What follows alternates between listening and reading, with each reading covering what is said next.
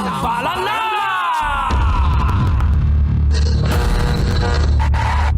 Ang tambalang kumikinang. Coliala and Diego Bandido.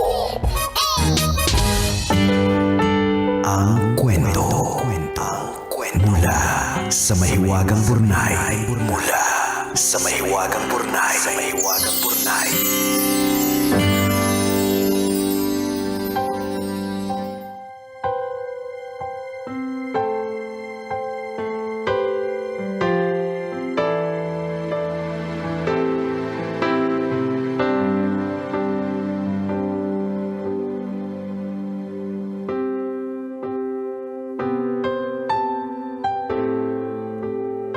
Dear kumikinang na tambalang ni Coliala at Diego Bandido.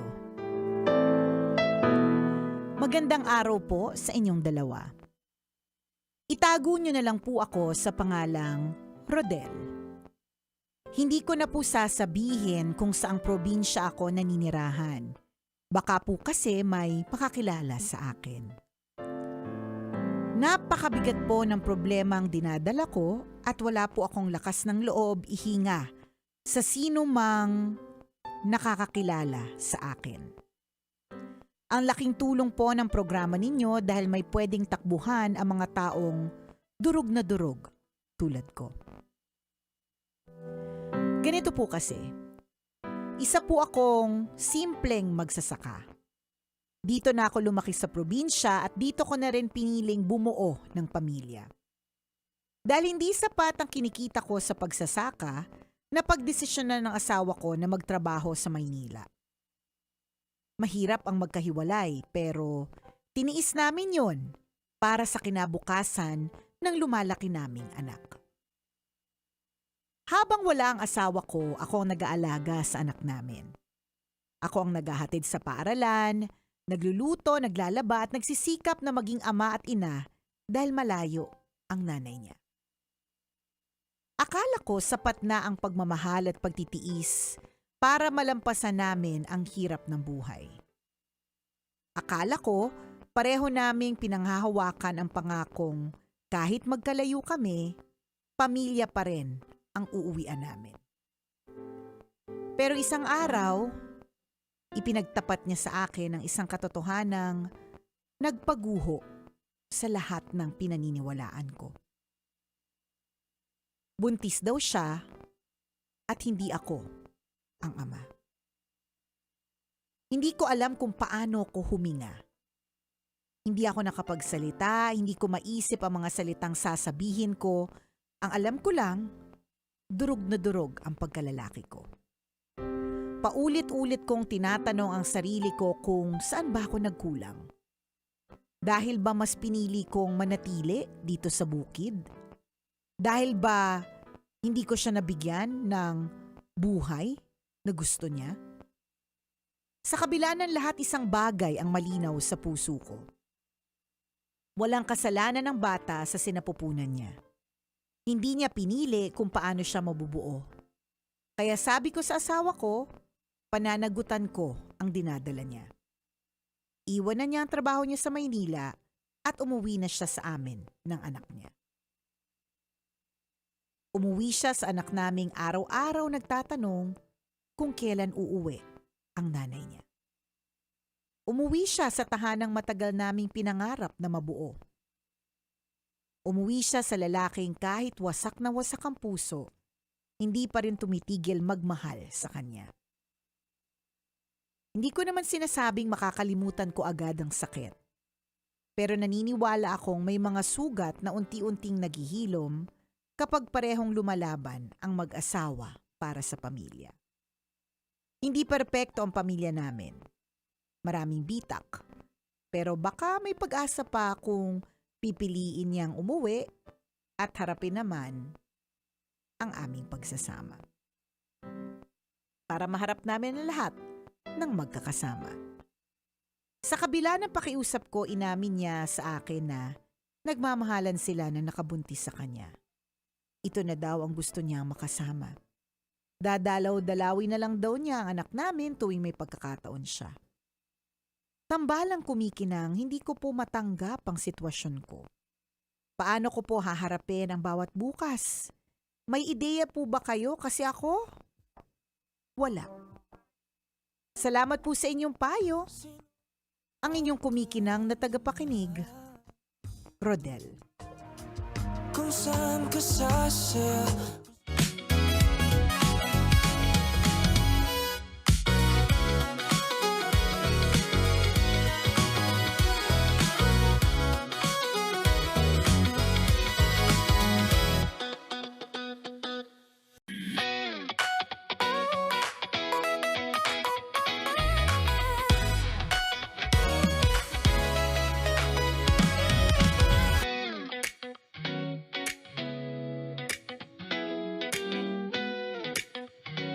Maraming nananatiling single eh. Oo. Alam mo yung parang naalala ko lang talaga yung kaibigan ko na kahit anong pilit namin sa kanya na, makipag-date, Aha. maghanap ng jojowain, ganyan. Natatakot.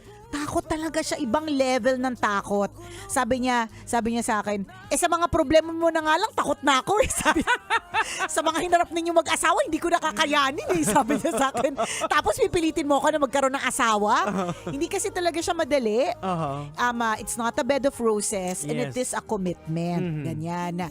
Alam mo, sasabihin ko sana, napakaswerte ng misis mo kasi isipin mo, Rodel, handang-handa mo Willing siyang ka. tanggapin. Oo. 'Di ba? Uwi ka dito, let's start all over, ganyan, and all. Pero hindi eh. Hindi siya yung pinili eh. I think tuldok na yun, Jigs.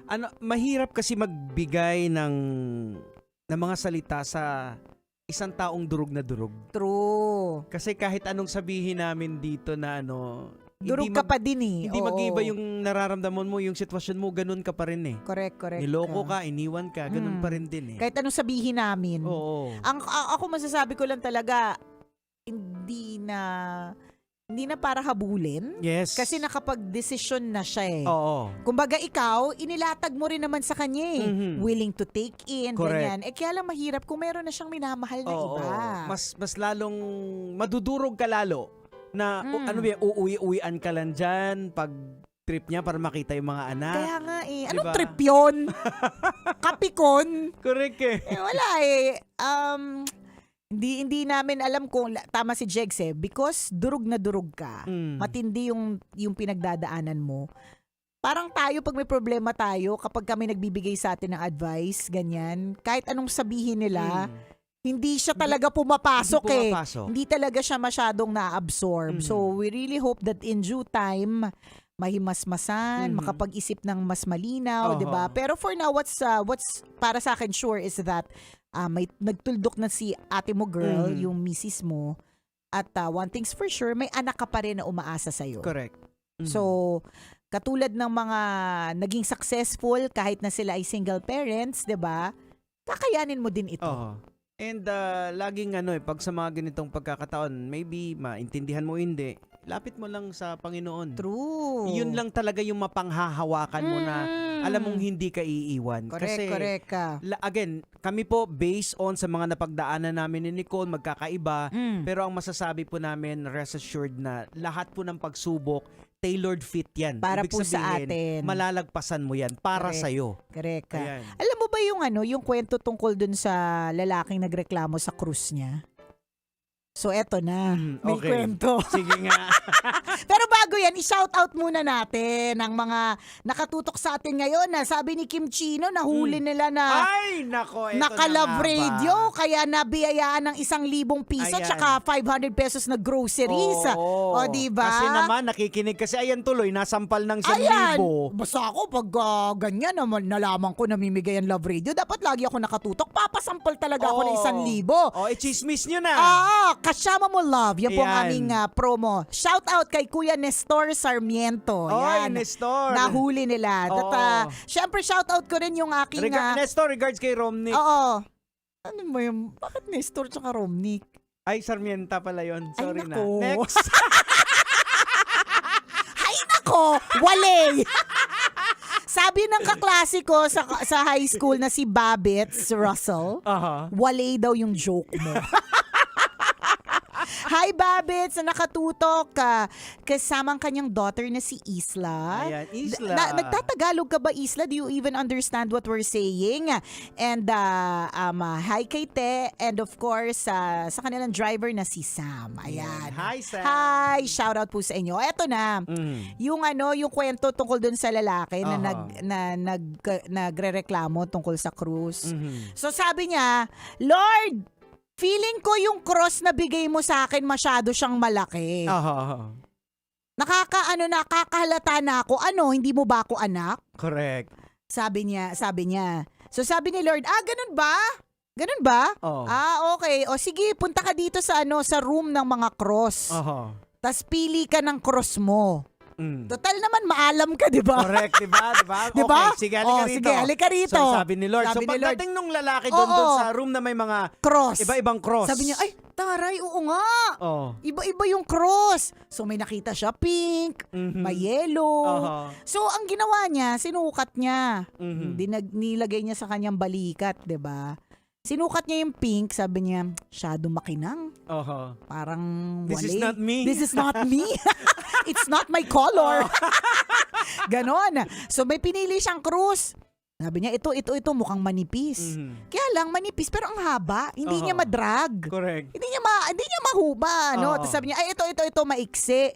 Sabi niya, parang tanga, ang iksi. Di ba? Hindi ito. So meron din siya nakitang cross na yellow, may kita siyang cross na polka dot. Meron din siya nakitang cross na purple. Meron nga BTS di ba? Merong SB19 yung design, ganon. So may iba't ibang mga cross, hindi nagfi-fit, parang sa balikat niya hindi sakto. Parang hindi sakto sa akin. So finally, after mga ilang oras na kakahanap ng cross, meron siyang nakita na cross. Tapos sabi niya, ito, mukhang fit to sa akin. Nung paglagay niya sa balikat niya, perfect fit. So sabi niya, ganito! Sabi niya, Lord, ganito! Ganitong cross yung gusto ko. Ayan. Kasi ito yung cross na kaya ng balikat ko. Swak, Tapos sabi ni Lord, ayan din yung cross mo pagpasok. Yan yun Yan yun. O, diba? Favorite story ko. Nilapag-lapag mo pa. Naghanap ka ng iba. Yung nakita mo, ito perfect sakto. Correct. Yun din pala yung cross. Yun din yung cross niya. Kasi nga, lahat ng cross po natin, even our blessings are tailored fit for us. Diba? So, kaya nga yung mga binibigyan ng sobrang grasya, anong ginagawa nila? 'Di ba? Bakit sa kanila binibigay yung sobrang grasya? Because alam ni Lord na pag dito ko sa taong to ibibigay yung grasya, i-share niya. Kaya alam niyo na kung bakit hindi nabibigyan ng grasya. Ayan. Baka alam din kasi ni Lord na hindi ka nag-share ng grasya. Kaya hindi rin sa'yo ibinibigay o hinahabilin, 'di ba? Ganon. Doon naman sa mga nakakatanggap ng sinasabi niyong grasya tapos ang sasama ng mga ugali. Ayan. Baka hindi na kay Lord galing yun. Ayun ang medyo delikado ko. So kung hindi galing kay Lord, kanino galing? Ay, doon sa may sungay. Alam na this. May buntot. Ayan. At may malaking tinidor. At may dagat-dagatang apoy na background. Diba? Nilalayo ka pala kay Lord. Dinadivert ka. Siguro, hindi namin talaga masabi. Alam mo, aliw-aliw na lang kami sa sasabihin namin sa'yo. But sa ngayon, naiintindihan din namin kung ano man ang sabihin namin, may kwento man tungkol sa iba't ibang uri ng cruise na tailored fit man ang lahat ng mga challenges sa atin sa buhay natin, hindi pa rin siya pumasok sa kokote mo kasi you're but human. Tao lang din tayo, hindi naman tayo Diyos Tao tayo, talagang nasasaktan tayo, talagang di natin mag-gets yung mga ba't nangyayari sa atin.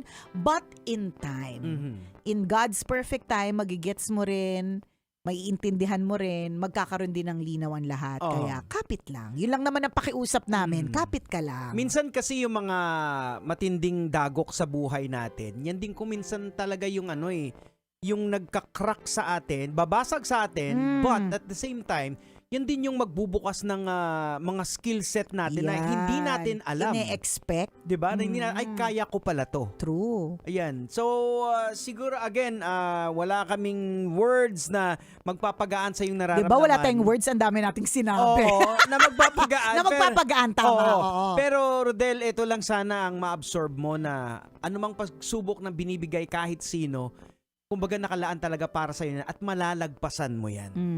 Naalala ko nga ang isa sa mga kwento ni Madam Mayat de la Rosa, sabi niya, bantayan niyo yung mga krus ninyo, yung mga problema, wag niyo ilalapag. Baka mamaya makuha yan ng iba. Oo. Tapos ang mapulot mo mas mabigat, di ba? Kasi basta naka-tailor fit po Oo. para po sa atin ang iba't iba nating Ayan. mga pagsubok. Customize yan, Oo, kumbaga. 'di ba? Lagi naman paulit-ulit na sinasabi, hindi ka bibigyan ng pagsubok na hindi mo kakayanin.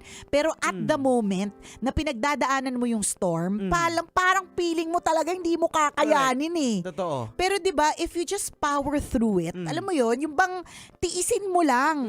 Meron niyang kaakibat na may kaakibat na reward in the end. Tapos marirealize mo, hala, kinaya ko. Gano'n naman yan eh. Lahat naman na pinagdadaanan natin, sasabihin natin, ilang beses na ba tayo nagsabi na hindi ko kaya to, mula sa heartbreak, Yan. mula sa Problema sa school. financial, Correct ka. na hindi mo kinaya, pero andito ka ngayon. Oo, 'di ba? Yung problema mo last year, iniyakan mo ng todo na parang feeling mo hindi katapusan na ng mundo. Tama. Eh nandito ka pa ngayon, kumakain ka ng siomay, oh. Correct. Ayan. Kasama mo at ang balang kumikinang. Kailangan pa bang i-memorize yan? Basic!